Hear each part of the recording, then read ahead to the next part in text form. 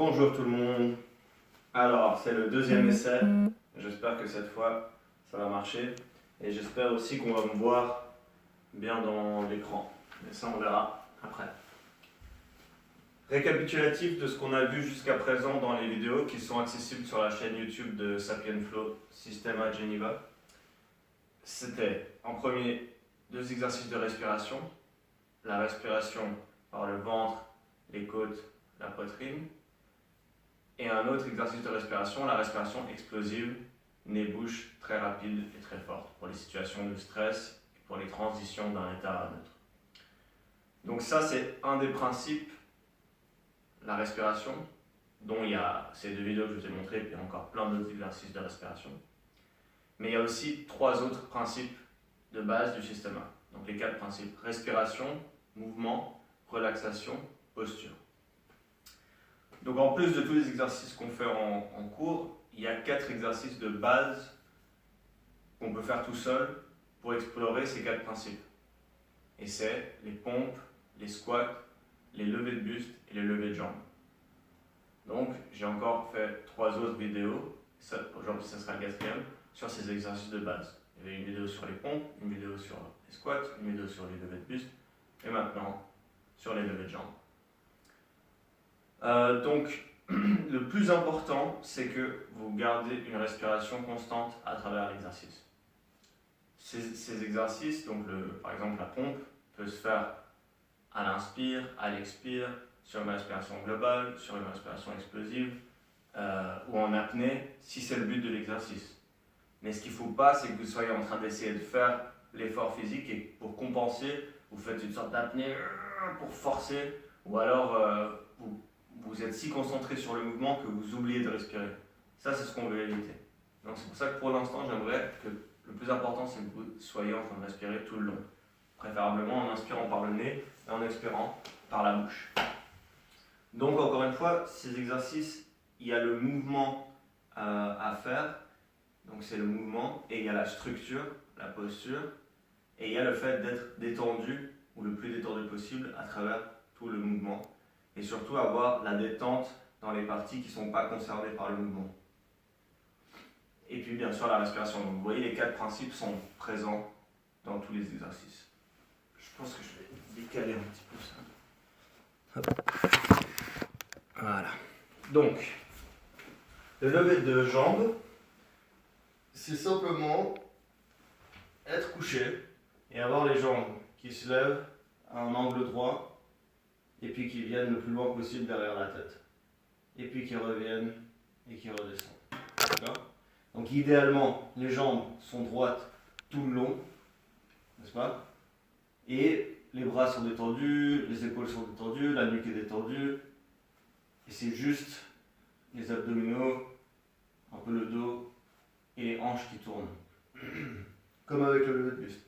Mais encore une fois, comme avec le lever de buste, moi-même je n'arrive pas à le faire parfaitement. Donc, n'imitez pas le mouvement que je fais, mais essayez par vous-même de chercher à faire encore mieux que moi le mouvement. Donc,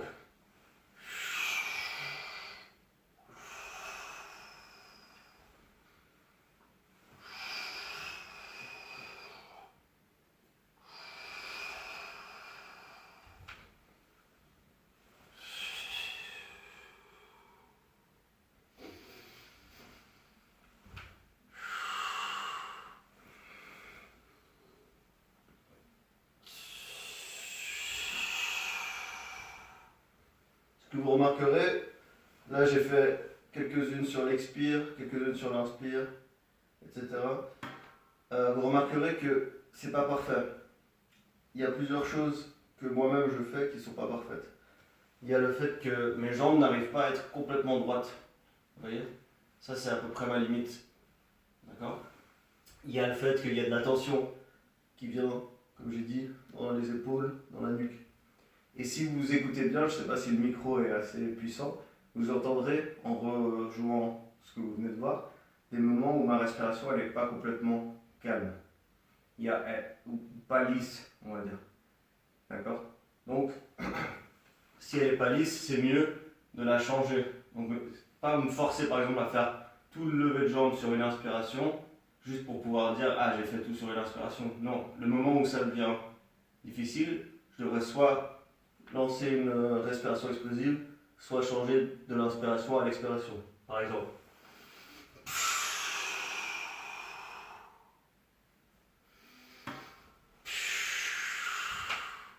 Et ça, c'est à vous d'essayer de ressentir le moment où c'est nécessaire de faire ça. D'accord? Donc ensuite, pour faire le mouvement très lent, c'est là, comme d'habitude, vous allez remarquer vraiment la difficulté. Et dans mon cas, le lever de jambe, c'est celui qui me pose le plus de difficultés, parce que j'arrive à peu près bien à le faire à cette vitesse-là, quand il y a un petit peu d'élan, mais sans aucun élan, j'arrive pas à aller jusqu'à derrière. Regardez. Jusqu'ici, ça va encore.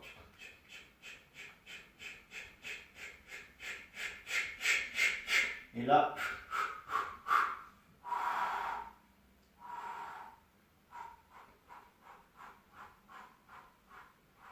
alors ça dépend des jours.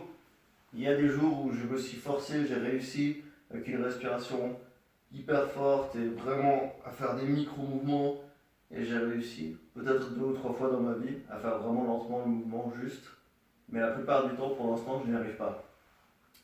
Donc, vous avez 2 options. Soit vous trichez, mais vous ne vous mentez pas à vous-même. Vous remarquez quand même où c'est que ça ne marche pas pour que vous puissiez y travailler. Soit vous vous arrêtez là où c'est difficile et vous redescendez. Il y a des gens qui font juste jusque là, jusque là. Et c'est déjà un très bon exercice. Ne vous flagellez pas parce que vous n'arrivez pas à le faire parfaitement. C'est pas grave et c'est même très bon pour l'ego quand vous voyez en cours que tout le monde est en train de le faire de certaine manière, que vous n'arrivez pas et que vous acceptez et vous faites quand même à votre manière. C'est un super exercice. D'accord? Pourquoi parfois tricher? Dans mon cas en tant que prof, parfois je triche pour pouvoir un peu tirer le cours vers l'avant. Parce que je me dis que si je fais tout le temps les exercices dans les variations simplifiées, ça va moins inspirer les gens à aller plus loin. D'accord?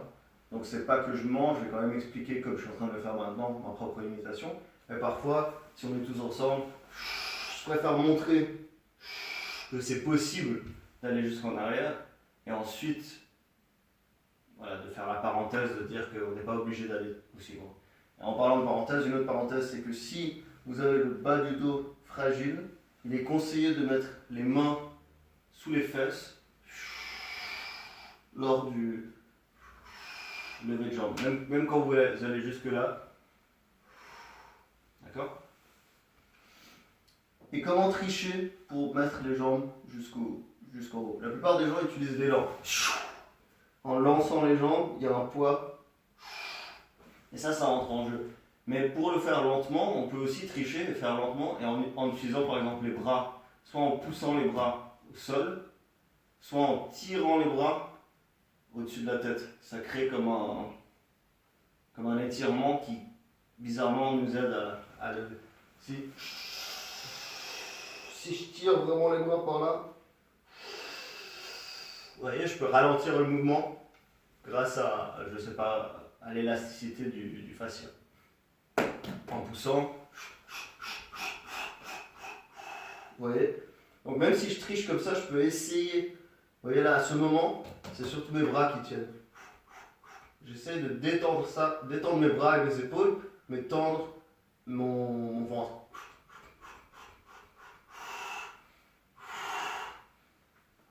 C'est très difficile. Et comme j'ai dit, ça dépend du jour aussi. Hier, par exemple, dans la vidéo, je l'ai fait beaucoup mieux. Dernière raison pour laquelle ça peut être bien de tricher de temps en temps, c'est parce que cette position, la position de fin de l'exercice, de la moitié si vous redescendez, c'est vraiment une bonne position. Alors j'ai des élèves qui m'ont prévenu que leurs médecins leur ont dit que cette position peut être dangereuse dans leur cas pour le coup. Si c'est le cas, faites attention. Faites toujours attention et faites toujours à votre manière. Mais si vous n'avez pas peur ou que vous sentez aucune douleur en le faisant, c'est vraiment une position intéressante pour plusieurs raisons. Je Je pense qu'on va la visiter plus tard dans un autre exercice. Mais à savoir que si vous n'arrivez jamais à faire le lever de jambe, bah, vous allez avoir beaucoup de mal à vous retrouver dans cette position. Donc, comment améliorer le lever de jambe? Alors, en le faisant plus souvent, ça peut aider, mais quand on s'acharne sur un mouvement, on peut créer beaucoup plus de tension et pas forcément l'améliorer. Quand j'étais plus débutant au système 1, j'avais beaucoup de mal avec les exercices de base. J'ai toujours du mal, mais encore plus. Et les pompes en particulier, à l'époque, c'était ça qui me faisait le plus peur. Et quand j'en faisais, au bout d'un moment, j'arrivais plus. Mon prof me disait, c'est Vincent de Subrosa System, il me disait, c'est parce que tu n'es pas assez détendu. Et je disais, oui, sûrement, mais je pense que j'ai aussi pas assez de masse musculaire. Ça, c'est ce que je pensais. Et lui, très sagement, il n'a pas essayé de me convaincre, il m'a juste dit, peut-être. Et depuis, je me suis amélioré dans les pompes, et oui, j'ai gagné un peu de masse musculaire aussi à force d'en faire. Mais je commence à comprendre que c'est vraiment la relaxation qui aide. Mais c'est surtout dans le lever de jambe que j'ai vu que c'est la relaxation qui aide. Parce que j'ai fait des exercices, j'ai trouvé des exercices pour détendre certaines parties du corps et j'ai vu que ça améliorait. D'accord? Et j'ai ressenti. Parce qu'en fait, vous voyez, l'endroit où ça cloche quand je lève les jambes, c'est le même endroit qui cloche quand je suis assis comme ça. Je ne sais pas si vous avez vu la vidéo où je parlais du lever de buste et je vous ai dit que pour moi, juste être assis comme ça avec les jambes droites et avoir le dos droit, ça demande beaucoup de tension. Bizarrement, ça ressemble quand même à cette position, n'est-ce pas? Et j'ai réalisé que c'était lié, vous voyez. Donc comment détendre sur cette amplitude de mouvement? Il y a plusieurs possibilités. L'une, c'est de se positionner par exemple avec le dos contre le mur, les jambes droites. Il faut que ça tire un petit peu quand même. Et rester dans cette position, se détendre. Ça, c'est un étirement possible. Un autre, c'est similaire. C'est vous mettez les jambes contre le mur de façon à ce que vos fesses ne touchent pas le sol. Si vous êtes complètement détendu, au bout d'un moment, vos fesses vont toucher le sol. Mais si, comme moi, vous avez de la tension au niveau du bas du dos et des hanches, il y aura un moment où ça s'arrête. Dans mon cas, il y a quelques centimètres entre mes fesses et le sol. Et ça tire. Donc ça, c'est une autre manière de détendre.